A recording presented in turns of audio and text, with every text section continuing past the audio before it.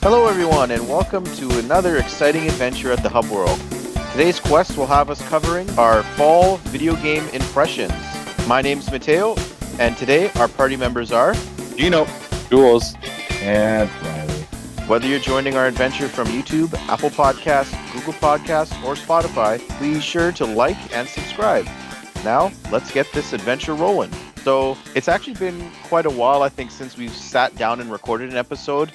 Our latest 3 episodes were our Pokemon little mini-series, and we sat down on one day and recorded all of those. So I think the last recording session we've had was October 3rd, and it's almost the end of November now, and we've had a channel rebrand. I'm sure now for the last week or so, you've all noticed our new logo, our new banner, and the mini-series was the start of the new sort of Hub World branding that we've done, and that's going to continue well into next year. Who knows, it might stick around as the permanent branding. I don't know. I don't think we've decided yet what we're going to do, but it's a nice, fun little change nonetheless. And I actually really, really like it. It's grown on me. The GameCube era has begun, as a little hint for what's to come. But we're going to skip housekeeping, I think, today. Maybe we should just ditch housekeeping altogether. It's like we haven't done a housekeeping segment in like 15 episodes. It's been a while. We can't. No. we don't need to label it as now we're gonna do housekeeping. It's just well, what have we done? But housekeeping is good for when we do have those big breaks. Obviously today, the whole episode is about what we've been doing during this break. But typically we don't always do an episode like that. So housekeeping's nice to just catch up, talk about little things that we're not devoting a full episode to. So it may be there, may not be there, but I don't think we're cutting it all together. Maybe it'll be in next episode. We've got the next few podcasts planned out. But anyways, the topic for this week is our impressions on the games that we've played this fall so far. So we're going to talk about, I think, 3 major ones: Pokemon Scarlet and Violet, God of War Ragnarok, and I think Sonic Frontiers if we want. I think there's a lot of stuff we can talk about with that. But other than those 3 games, is there any other games that anyone wants to quickly talk about? I have one that I want to talk about. I have one that I've been constantly playing. No, it's got to be a new game, Gino. Warcraft doesn't count. Hey, Wrath of the Lich King counts. WoW Classic counts. It launched. It's been fun. Yes, let's talk about a game that came out in 2008. No. But WoW Classic Wrath of the Lich King technically came out. We've been having fun. We made a guild, the Sons of Roy. I am the only member still because everyone else quit. Once a son of Roy, always a son of Roy. This Son of Roy will always wait. And then Dragonflight, WoW Dragonflight's going to be coming out tomorrow as of the date of recording. So I've been grinding out some of the in-game event currency, and I got the new heirloom trinket for that. So that's what I've been doing. So I know, Riley, weren't you playing something this fall? Yeah, I thought Matteo was going to go first, but yeah, I was also. I played. It didn't last long. I beat it within a day, but I played Ghost Song, which is a new Metroidvania, and I thought that was really neat. It's a fun game. Yeah, and the other small game that I played and Jules played as well. And honestly, this might be a hot take because I think that I might be in the minority here, but I played Mario and Rabbids Sparks of Hope, and honestly, I thought the first game was so much better. I enjoyed it, don't get me wrong, but for whatever reason, people are praising Mario plus Rabbids, saying it's better than the original. I just disagree completely. I thought the music, the theming in the game, the level design, I thought it was way better in the original, and especially in the Donkey Kong DLC. You said it well, Jules. I think we had a private conversation about it, and this game felt like... Yeah. The first game felt like the Rabbids were crossing over into Mario. This game felt like Mario was crossing over into Rabbids. To me, that's infinitely less entertaining. I don't care about the Rabbids at all. A lot of the really cool moments from the first game, they didn't even attempt to make anything remotely similar to that. There was no cool cameos or anything like that. To me, it was just more of the same, but worse. I am of a similar opinion on that one. I think that the game itself was still very good. I think that the gameplay actually very much improved on the first games. Mm-hmm. However, the overall impression of the first game was more exciting. While this game offered a lot of diverse options, and it definitely built upon a lot of the structures of the first game, it did feel less special. That being said, removing it from a comparison of the first game, I thought it was a very, very solid tactical RPG. I thought it had a lot of positives. It was one of my favorite games that I played this fall, actually. And we'll probably talk about it more when we do our game of the year discussions that we're going to be doing in January. They should be done, but Moving on to our three major games. Actually, how do you want to talk about these? Do you want to talk about them in release order, or how should we do it? I think it's okay to talk about them in any order. all right. How about we talk about one that I don't think we'll spend too much time on because Gino and I haven't beaten the game yet, but God of War Ragnarok. So good. I'm probably the furthest behind. I'm hoping to have it done maybe by the Game Awards episode that we do, because then I can actually vote for it for for some Game Awards. But yeah, I'm really enjoying it so far. I kind of don't want to spoil anything for anyone listening, but I'm at a certain point in the game where you go to a location that is very popular in pop culture right now, and is some place that gets referenced a lot. So that is where I am in the game. You guys probably know what I'm talking about. I don't think it matters where we are or whether we finish the game. I think that the intention of this podcast was to just share our impressions with the game. So I don't think it matters that we haven't finished it, because I think, like, until yesterday, actually, Riley and I hadn't finished it. We played it together alongside Yako. Even as of yesterday, had we done this podcast, I still would have had a ton to say. So I'd just like to hear impressions, and we can talk about specifics. We can talk about just gameplay elements, whatever it needs to happen. Yeah. But one thing I can say is, as a longtime God of War fan, like I never had a PS2, so I never really played God of War on PS2. However, my best friend in elementary school did. Now, why he was allowed to buy and play God of War, I do not know. But either way, I watched him play through the first and the second games. And so I do have a long storied relationship with God of War, and I am also a buyer and a player of all the PSP ones and God of War 3. And part of what I loved about the first God of War was it really felt like a new journey for a character that really was complex in the worst way. Like, God of War, the original series, were fun games. I love Greek mythology. There was so much that was good about the original God of Wars, but the story was never, in my opinion, that deep. Nor was, maybe the story was, but the character of Kratos absolutely was not. And what they did with him in the first God of War game was incredible in terms of shifting his perspective, like really bringing him into this new kind of story-driven character study. And I really liked it. However, this game just takes that to like the absolute peak, having finished the game. And I won't speak too much about my feelings on the story right now, just in case we do a God of War podcast later on. But I will say this. I think that after this game, Kratos as a character is the single most brilliant character study of any character in gaming, period. This story and what it has done to his arc and how it's recontextualized his narrative arc from all of those older games and where it ends up, I'm at the point where I actually want the series to be over.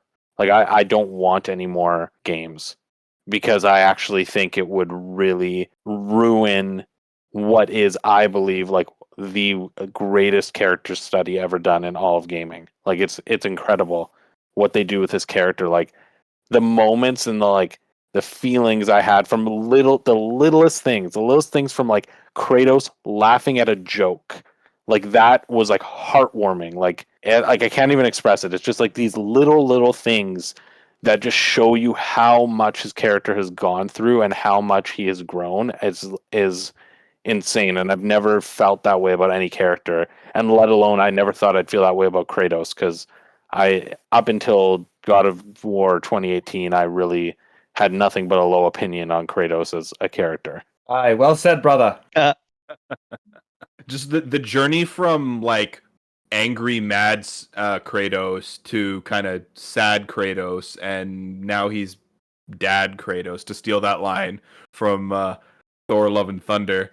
It has been very heartwarming. But also, Jules, I want to say basically like echoing what you've said there, just with Kratos himself. But I want to say that this entire take on the series and like the God of Wars and like, okay, a hack and slash action adventure game, and turning it into like this super deep story. I want to say that like all the other characters I felt were also very, very strongly written and also had a lot of really good moments as well. All of your character interactions with Odin, I feel like, because in the first game, he's just this looming, menacing, dark, evil force. And then you see him, he's this scrawny little dude that like bosses around all the Aesir, but he's not like rude and mean and stuff, right? He's just like, yeah, I know everything, whatever. And I he's relate to him. Yeah, I felt like Odin so far is my favorite character in this, and like all the interactions that you get to have with him in the game have been very fun and thought-provoking for me, because I'm just like, well, we only ever saw and experienced the character of Odin back in the previous game through his former associate and ex-wife, and they probably wouldn't have painted him in such a good light, right? So I really enjoyed that character, and like a bunch of the other Aesir as well that were in this game that we were just kind of heard of and got to meet and interact and see. Basically, like, I'm comparing them to like how Marvel has portrayed these characters also, and I feel like it's just such a beautiful contrast. It's great. Full disclosure, I think I like God of War Thor better than Marvel. Oh no, God of War Thor is way better. The thing about this game is like the original series was very much about like the loss of humanity and like the absence of humanity, whereas this saga is very much about humanity itself, and like in every regard. And like that, you're right, like the way that they portray Odin versus the way that they portray Zeus is like vastly different in how they like approach them. And obviously you guys haven't finished the game. So you don't know like where it heads, but like in general, like I just feel like the way that they approach all the characters is very much with a lens of like realism. There's no wacky, I am Zeus and I am God, and so I hate you because you are a threat to my godhood. Like there's nothing like of that. There's aspects to every character in all of these games that it has depth. And it's very, very well explored. And like the thing that I really like about Ragnarok over 2018's God of War, because those are the only two God of War games I've played, and like I don't really have that motivation to play previous games in the series, because like a lot of people tell me just like you could have started with 2018 and don't look back. 3's like so good. Well, all of them are good, but I've heard 3's like good, but like these are the only two games I have any sort of connection with. And this was actually a worry of mine going into Ragnarok, that like I heard Kratos and Atreus are not like the two only like big characters in that game. A lot of the supporting characters from 2018 have been fleshed out in ways that I never even thought they would be able to be fleshed out in this game. It's a real like ensemble now. Like it's not Kratos being alone anymore, which is unlike anything. I think by far the majority of characters got a lot more fleshed out. I feel like they didn't let Mimir do as much in this game, though. But he still has fantastic moments, though. Yeah, but I feel like he had less just by virtue of the fact that other people had more. Sure, but that doesn't mean he had less. I'm biased towards Mimir. I like Mimir. Yeah, he gets less pie because there's more people eating pie. Yeah, Kratos had less as a result of other people having more. Like that's, you know what? That's fair. I really enjoyed it. I will say though, I do on the whole prefer the narrative of the first game over this one.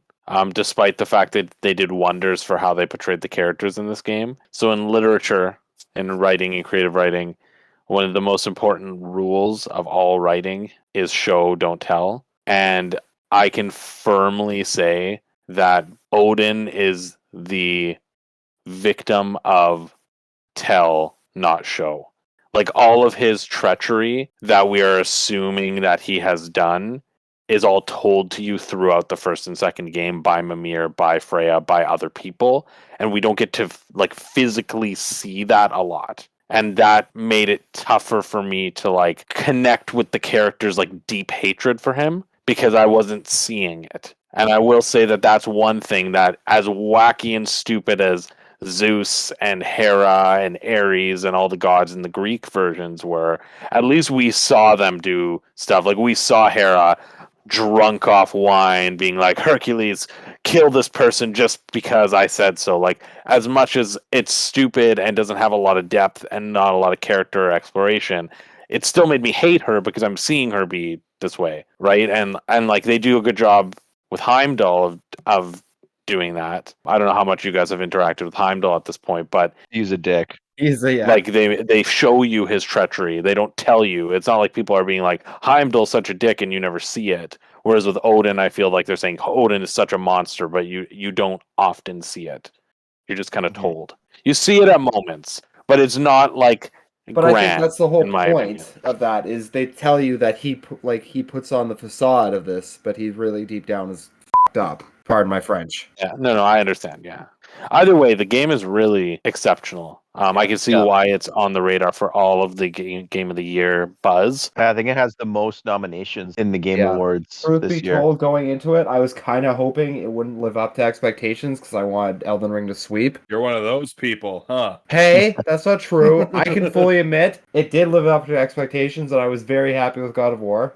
I still, as a matter of personal preference, think Elden Ring was a better game, but there's no question that God of War is a lot more emotionally resonant, had a better narrative. Yeah, and like we didn't even talk about gameplay in God of War, like what you think about it. But honestly, I don't think we really need to because it is very similar to the predecessor. I will say it plays better. I'm noticing that, like, you know how like when you use the axe and like the more times you connect with things without things hitting you, I feel like that stuff, like a lot of the skill tree stuff, like feels a lot more enjoyable. Yeah, a lot of the skills and armors that you get in the game are very similar appearance-wise to the previous ones, but I did notice something, and I'm not sure if the first game had it. But like, there's this one set of armor that that I'm using right now, and after a certain point, after I've upgraded a certain point, it changed its appearance. Was that something that happened in the first game? That happened in the first game. Okay, I didn't know that because I never got. That's another gripe actually I have with the game that I will say, kind of on this topic, is as much as I love the game, I do feel there was very few radically new aspects of the gameplay. Like there was like one way in which the gameplay was radically different, but I mean like in terms of like the moves and the armor and the runes and the summons and all the things you're getting, like I would say 75 to 80% of it was just the ones from the first game, and that made me feel like they didn't develop any new stuff for this game, which made me feel like it was just kind of retreading gameplay wise. So gameplay wise, I didn't feel like the progression felt like a brand new game. It felt less exciting to me to like when I was getting like I found a rune rather than it being something brand new that was unique. It was like, oh, this one that you got late game in the first game as well. Like that. Yeah, I ran didn't into like that it. actually It was today. that it was the majority of the new like the runes and the like the summons and like all those things were actually just in the first game. Like they didn't, it's not like it was 50-50 or like it really was like majority just the first game stuff. And I know that's not everything about the game, but that's just one criticism I have of it is like it wasn't too much new in terms of that. In praise of Ragnarok, I think it had way more bosses, which is a huge plus for me. Yes, it did. It Yeah. definitely did have way more bosses. Is there anything else you guys want to talk about for God of War Ragnarok, or should we save some for our God of War sort of dedicated episode that we'll do at some point, probably early next year? I'd say yeah, let's save it once all of us have finished the game because like Yeah. I want to go and like Agree. I feel like I know where the story is heading at this point here. Am I like I've put 30 hours into the game as of recording right now. A lot No, of that, though, as a caveat, a lot of that is just you pausing the game and then doing something else because the controller needs to charge or whatever. Like yeah, you can And then beat that game in under 30 dying. hours.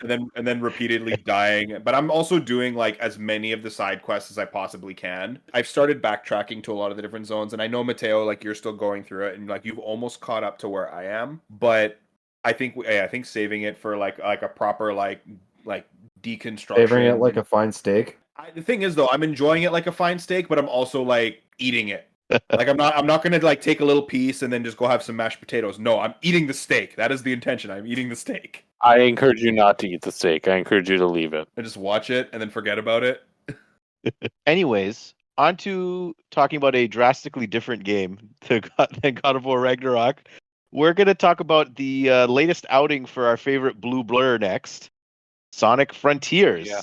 Jules and I are the only ones that have had the great pleasure to play this game. We actually have to answer a pressing question, I think, later on in our Sonic discussion. Like maybe at the end we'll talk about it. Like I want to actually rank this on our Sonic tier list at the end. So I think that would be a little Fine. fun Okay. thing.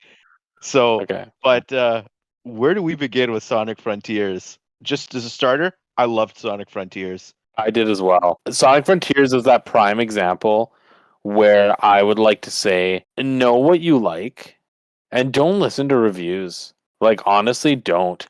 I get why people gave Sonic Frontiers low scores. Like I'm not going to judge them for doing so. However, like if you're a Sonic fan, this game is good. Like this game is a good Sonic game, and it's not going to be for everybody. And yes, were there ways at which it could be improved? Absolutely. Like there's always going to be.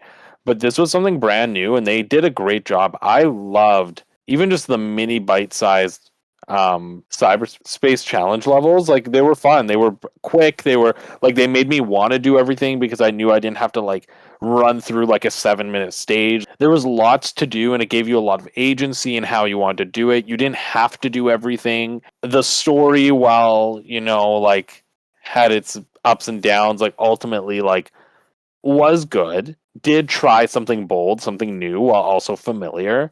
Lots of good character interactions, and it just felt good. It was fun. That's at the end of the day, that's what I want out of a game. If the gaming loop is fun, why do I care if there's crappy pop in or there's some Yeah. issues with the narrative? Like, I'm sorry, I'm not.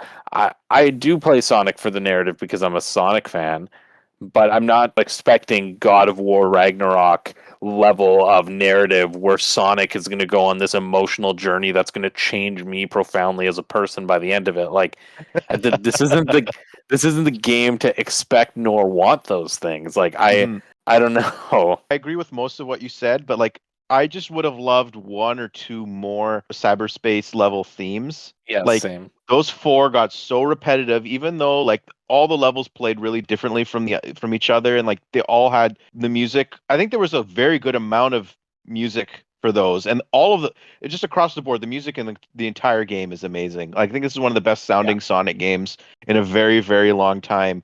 But the one thing that Sega nailed, and I think anyone who would object to this, I think, is objectively wrong.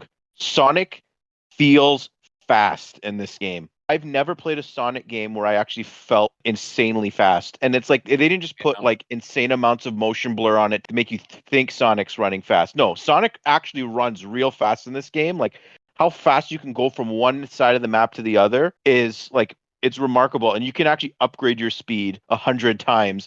And to see that, like in the bottom right hand corner, you have a friggin' speedometer there that shows you how fast you're going. And then if you have your rings maxed out, you go even faster. Like they went all out. And then like you can even customize your controls, like how fast you want Sonic to accelerate or like turning controls, things like that. Like they gave you a great amount of agency to control Sonic the way you want him to feel. Like I thought that was a great thing that I kind of didn't really expect there to be in this game for its shortcomings in other regards. Like I'm the type of guy that can forgive the technical shortcomings, like the pop in or like things like that. But you drop the game down to 60 frames mode, it never dipped on a PS5 or a Series X. I can only imagine how that game ran on Switch or on weaker PCs, but the game ran really smooth. Yeah, there's the visual hiccups here and there, and Sonic like goes flying sometimes, like or he does something you don't want him to do. But I had so much fun in the game, and just feeling and playing as Sonic allowed me just to forget about all that. This game is a real step forward for the Sonic series. And yeah, like it's getting 7 out of 10s for the most part. Like that's the average review score. And like a lot of people are being negative about some aspects, but I really hope Sega kind of has that same sort of belief that I have about the game where like you can fix pop in. Like if they have more development time on the next game, if they make it like this, they can fix it. Just make another game like this. make another open worlds or open zone Sonic game, whatever they want to call it. And if you're gonna do Cyberverse stuff, make a few more themes. Like I think if they diversified their challenges to expand the map, that would be nice as well. But like, keep doing what you're doing. The story's whatever. Like for me, honestly, I don't care about Sonic's story, and I know a lot of people do. They can have that if they want, but like, it's all about gameplay, and they nailed it. They haven't nailed gameplay like this, I think, since they introduced the boost formula. I think Sonic Frontiers on my personal game of the year list, it's going to be at the back of my mind. Like currently it's at like it's like a top 5 right now. And I didn't think that would be that way going into this year. Dang, Matteo, you did forget one thing though. When you were talking about upgrading your speed and everything, Oh yes, you forgot to mention how one of the upgrade guys let you upgrade everything at once, while the other one made you do it one at a time. Yep. And actually, there's another thing we didn't talk about. You can play this game and take your time exploring everything in the overworld if you want, leaving no stone unturned type of thing, or you can just go fishing with Big. And Big the Cat's fishing minigame in this game is so easy. It's just the type of thing where you can just relax and just all you have to do is press A. And Yeah. you spend your big coins to get the fishing tokens that can then be spent on literally every material in the game that you need. And you can choose to explore none of the world. You can choose to explore everything, or like let Big just take the wheel and give you all the stuff you need. Big take the wheel. Actually, the one thing about Sonic Frontiers that I will accept as valid criticism is that bloody song that Sage sings. If we're doing the Sonic music tier list, that is like rock bottom. That is the worst song. I'll be honest, it is bad when she sings it. But I gotta say, you told me the worst part about it was that it came back in the credits. The credits version of that song slaps. The reason why I said that is because even when I could hear the song in the credits, I could only think of the one that was in the game. And I was still I was singing to the song in the credits as Sage from the game, and Gino and I were just dying. It was hysterical. Oh, it's funny. Now for the thing I'm really looking forward to. Where do we rank Sonic Frontiers on our Sonic games tier list? If you need a little refresher, I actually have it right here. Yeah, I'm trying to remember where everything was. So currently in the B tier, we had Sonic Adventure, Sonic Adventure 2, Sonic Unleashed, Sonic Colors, and Sonic the Hedgehog 1. And in my opinion, this game is better than all of those. Yeah. A tier, Sonic Generations, Sonic 2, Sonic CD, Sonic Rush, or if we feel adventurous, we could put it in the S tier with Sonic Mania and Sonic 3 and Knuckles. I would put it probably at the bottom of A tier, to be honest. You like it more than CD and Rush? Yeah, no, I think those games are better. I would put it either at the top of B or the bottom of A, but honestly, I think I'm more inclined to say it's top of B. Really? Yeah, I don't think it has the polish that I would want to call it an A tier Sonic game. I think it has the heart, the same way that I would consider Sonic Adventure and Adventure 2 part of B tier because they have that heart, but they lack the polish, and I would consider Frontiers to be in that same ballpark of like, this game has the right heart, the right idea, the right execution, but it just has enough that needs to be improved on that I can't put it in A tier. Fair enough. Actually, that's a very good argument. I'd put it at top of B, then above Sonic Adventure 1. But man, Sounds good. the potential that a sequel has if Sega just sticks to their guns and works on it, like I think we could be talking about like an amazing game. Not just an amazing Sonic game, an amazing game, period. I agree. But speaking of games that have a little bit of jank to them, but I can overlook it, Pokemon Scarlet and Violet, the final games that we will be talking about in this episode. I feel like it has the right amount of jank. There is no right amount. There should never be any. Bethesda has a good amount of jank. Yeah, that's what I was gonna say. Is like that's why like I see a lot of stuff online that's ragging on Scarlet and Violet, and like I agree that the frame rate definitely needs to be improved. But when it comes to things like a character like walks into the middle of your battle, or like you kind of like fall under the water and like see a bit of like the map, or like those little things, Honestly, go play most open world games because you can get that stuff to happen in most. Like, I actually don't think that those things are a sign of it not being polished. I think those things are a sign of it just being a big game.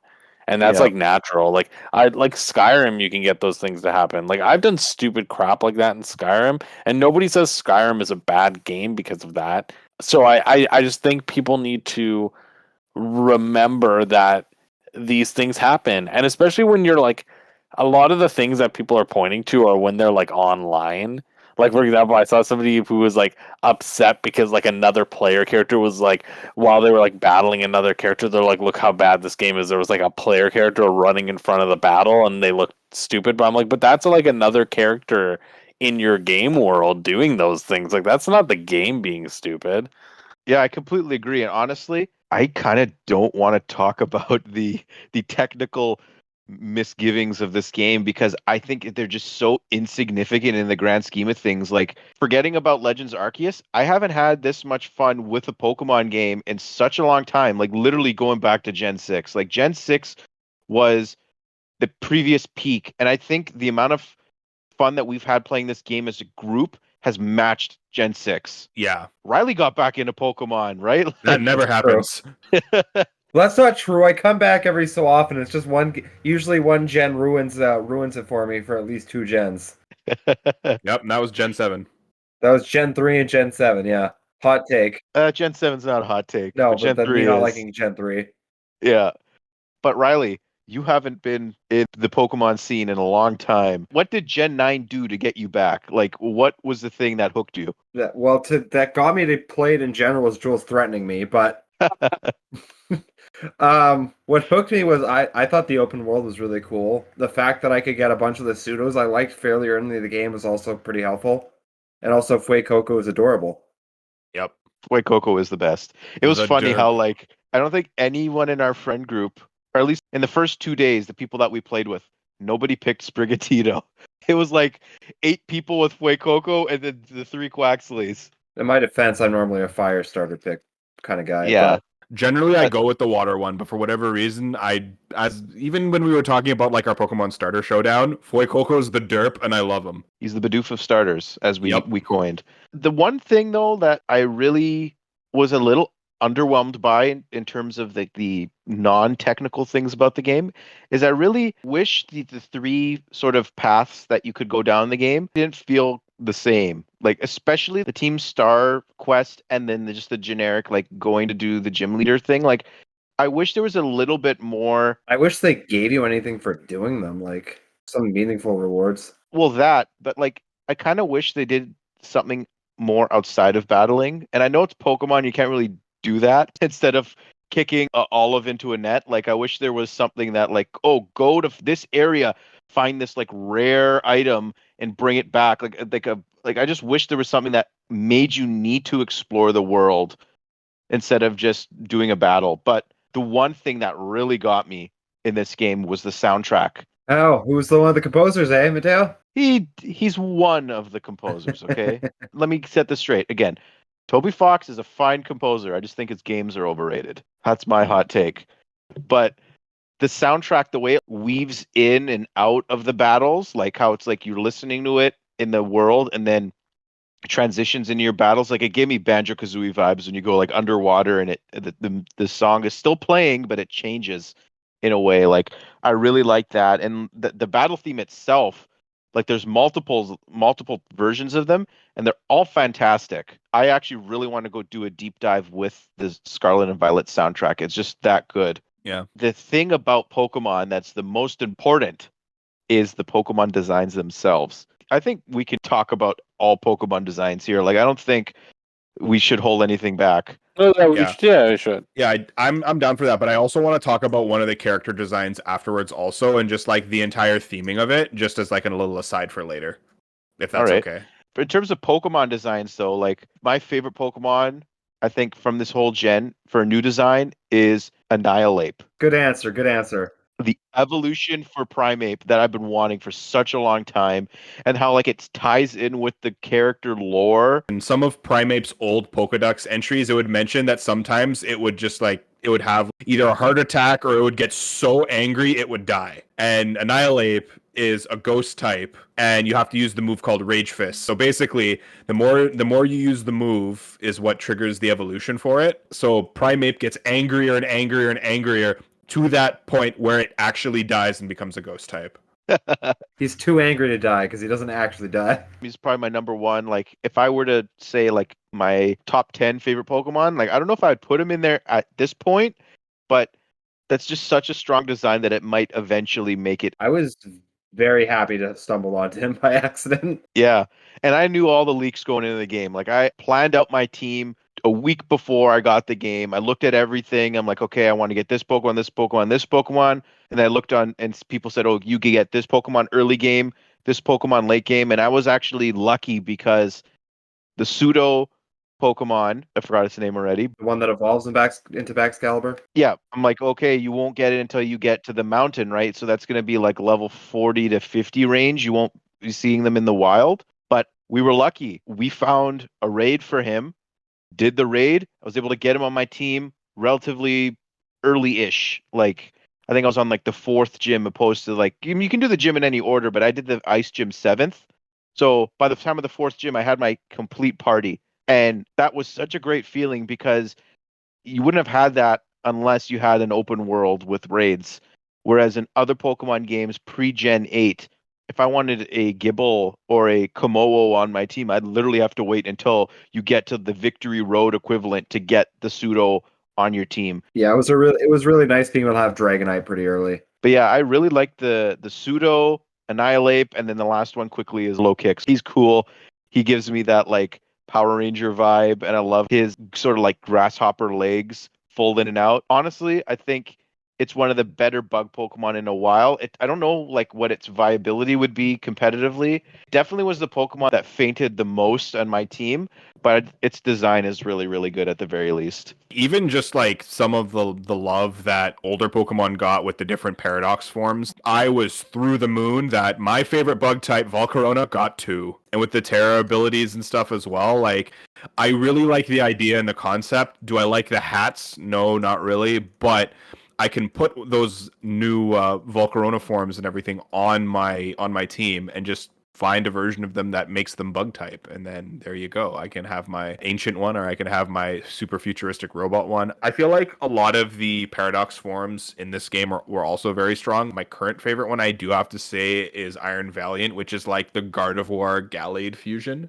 That was really cool. That one was really cool. I wasn't expecting that. And I went into this game basically the exact opposite of Matteo. I avoided everything. Even when the topic of Pokemon was coming up within like our own like friend circles here at the Hub World and everything, I just started like I yelled spoilers really loud, and I was really obnoxious about it, and I'm glad I was, because I honestly thoroughly enjoyed this game. For me, it reminded me of going back to Pokemon in Gen 4, where I had skipped Gen 3, I knew absolutely nothing, and it was just good. Like, yes, there was a lot of familiar faces because like it's Pokemon, right? Like there's 1,000 of these things and we know a lot of them already. But it was so pleasant to go in there not knowing anything and just being surprised at where the game would throw you, and just the way that they subverted some of the long established like traditions in this game and stuff also was really, really interesting. It kind of took some of those like Gen 7 trials and stuff and incorporated them into the traditional gym battle mechanic for fans of that style of doing things, because like Gen 7 now is like what, almost, how old is it? 7 or 8 years? Yeah, I think it came out in 2016. Sun and Moon was 2016. Yeah. So there are people that prefer that method, right?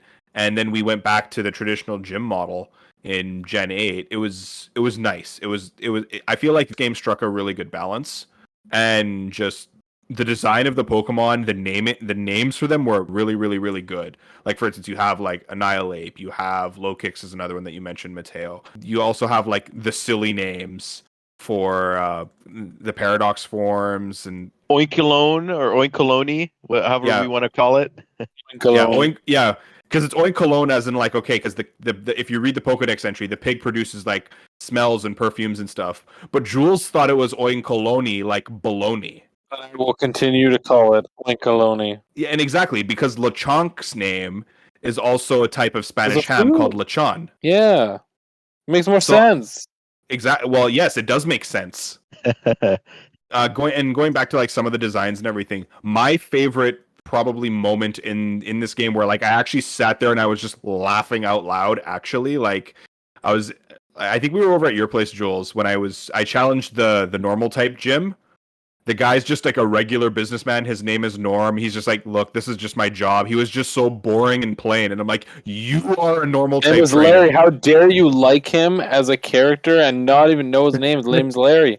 Yeah, exactly. He was that boring and uninteresting that I loved it and I forgot his name. How dare you? Norm is the normal type gym leader from Gen 3. That's your dad. Oh, well, whatever. I didn't care to learn, and that's one thing actually, like even like at the beginning of the Pokemon League section, and they ask you a quiz. Who was the hardest like gym leader that you fought? What was their name and what's the name of the town? I'm like, I don't know any of these places and I don't know any of these people. No, that was the worst. Y'all had trouble with that? I had such a difficult time remembering their names and stuff. Yeah, I didn't know anything about them. Like in general, I think that there were a lot of highs in this game. I do think there's places that they can go to improve on this formula, but in general, like really good game, and I love the Pokemon designs. Like I don't think there were many bad Pokemon designs, and I really loved like convergence Pokemon are such a smart idea, and I really wish we had more Yeah. of the I don't know if that's what they're actually called. That's what they're called on leaks, but I'm talking about the Wiggler and the Toadscool. I love that idea of it's like an old familiar Pokemon have been interpreted differently, and they're so silly. And I like actually laughed out loud when I saw Toadscool running. It was so funny, and I was like, I need this Pokemon on my team. It's hilarious. So I really, really did enjoy this game. I was skeptical about the raids because I liked the raids from Sword and Shield quite a bit. So I was worried about this new almost like Pokemon Go-esque style raid. I wasn't sure how I felt about it, but ultimately I actually really did enjoy it. The thing we talk about a lot, the real Pokemon post game is finding shiny Pokemon. Yeah. They both made it easier and more difficult, like making the sandwich that increases your shiny encounter or like increases the spawns of a certain Pokemon. Make it easier to hunt shinies.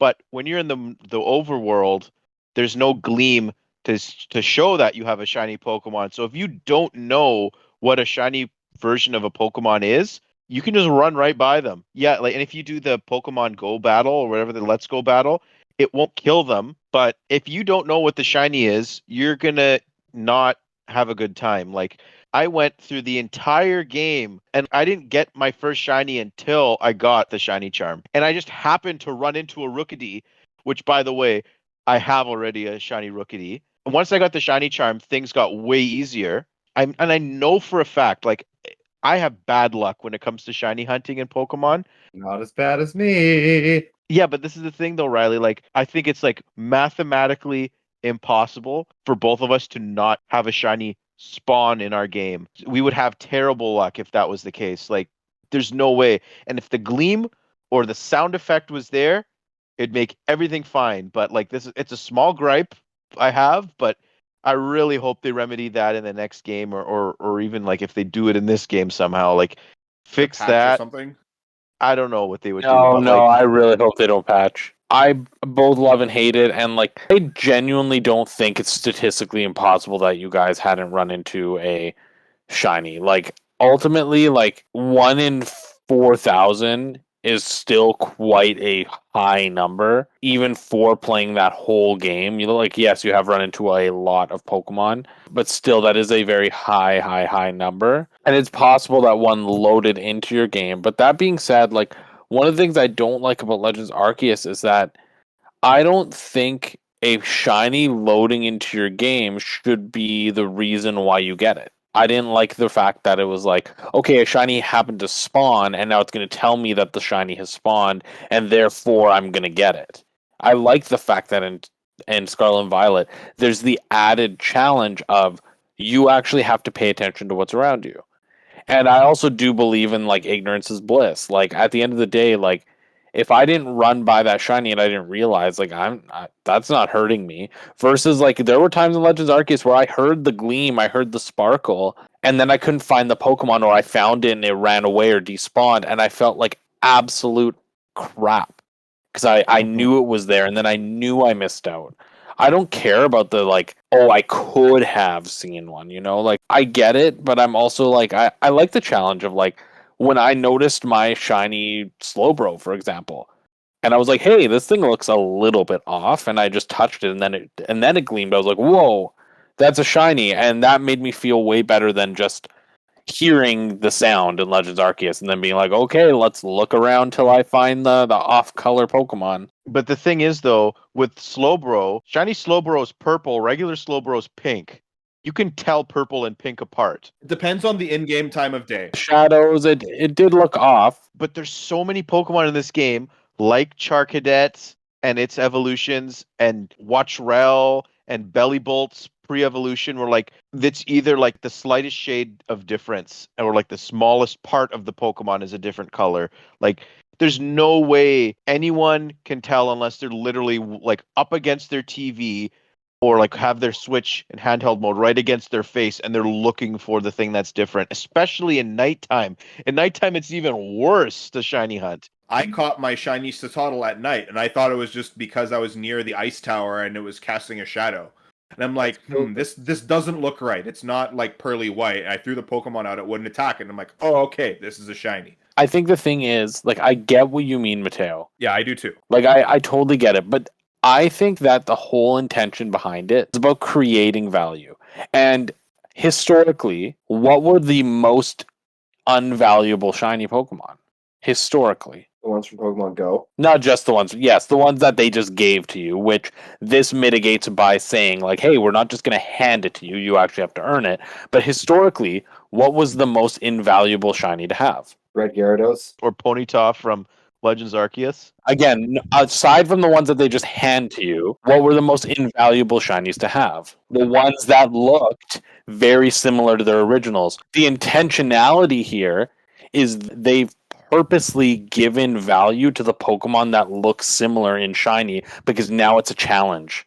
Because now, if you did happen to run into that Charcadet that's eyes are the only thing that's different, or if you sent out your Let's Go Pokemon and it refused to attack and you noticed it, that is no longer just, hey, I have this shitty shiny that barely is different. This is like, hey, this is a trophy of the fact that I, of all people, despite the fact that it is so difficult to notice that this Charcadet was a shiny, have this shiny. Like that, they've created value out of Pokemon that historically had little value because they're like, oh, well, it's not a different enough color. But now the ones that aren't a different enough color are more valuable because they are more rare because they are harder to notice. I think it depends on what you value in a shiny Pokemon. If it's aesthetics, Yes. then it's not really a big deal. If it's the rarity of it, then sure. Yes, but that's what I mean. It's like, I think the whole idea behind it was to create a challenge. And the thing is, there are means to notice it because they created the Let's Go system and the Pokemon won't attack shinies. So you can notice if it's a shiny, it's just you have to be actively trying. I get the criticisms that Arceus had, but I feel like this is still a overcorrection. There is a common ground that they can find somewhere, even like if it's not like the obvious gleam, if it's like a more subtle one or something like that. I feel like they could find something that could appease everybody. But the last thing I wanted to talk about was they finally made a few new type combinations. Like some of the Pokemon in this game had type combinations that were never seen before. Like they finally made a grass and fire type Pokemon. They finally made a electric fighting type. Like I think to my count, I thought of 6 new type combos. Like I know Low Kicks is Bug Dark. There's never been a Bug Dark before. Like Steel Poison with the no, there's never been a Bug Dark. Really? Yeah. Steel Poison has never been done. Like there's so many types that have just never been done before. Like especially like I wanted the Fire Grass and electric fighting for such a long time, and we finally got them. Yeah, I'm never going to use Scovillain or Pomot, but the fact that they exist now is cool because maybe in future other cool Pokemon will have those types. Yeah, it like opens the door. Yeah, like how with Ghost Grass, like now there's a million Ghost Grass Pokemon after it was first debuted in Gen 6. Fire Ghost is like had one in Gen 5 and now suddenly there's like 8 of them. Yep. Is there anything else for Scarlet and Violet that you guys would want to talk about? I feel like again we could make this an entire episode. Yeah, I think we could do another episode about it probably. But I think for now, like ultimately, again, as with Sonic, don't listen to the haters. Haters gonna hate. Polished games are overrated. I've played polished games that are boring as heck. If a game is fun, even if it runs at sub 30 frames per second, go for it. Okay? I can tell you firmly, Balan Wonderworld didn't have frame rate issues. And I would much rather I hated that on game. any day play Pokemon running at its worst possible frame rate than Balan Wonderworld. So Yeah, and keep that Balan in Wonderworld mind. was so bad that Yuji Naka got arrested. Yeah, he got arrested. He got arrested for insider trading, okay? But anyways, yeah, I think we should do a Pokemon discussion also at a later date. Maybe Joe can hop on and Giancarlo. This will be the first Pokemon thing I've been part of in a while. Hey, so I we just- can do our Elite Four thing.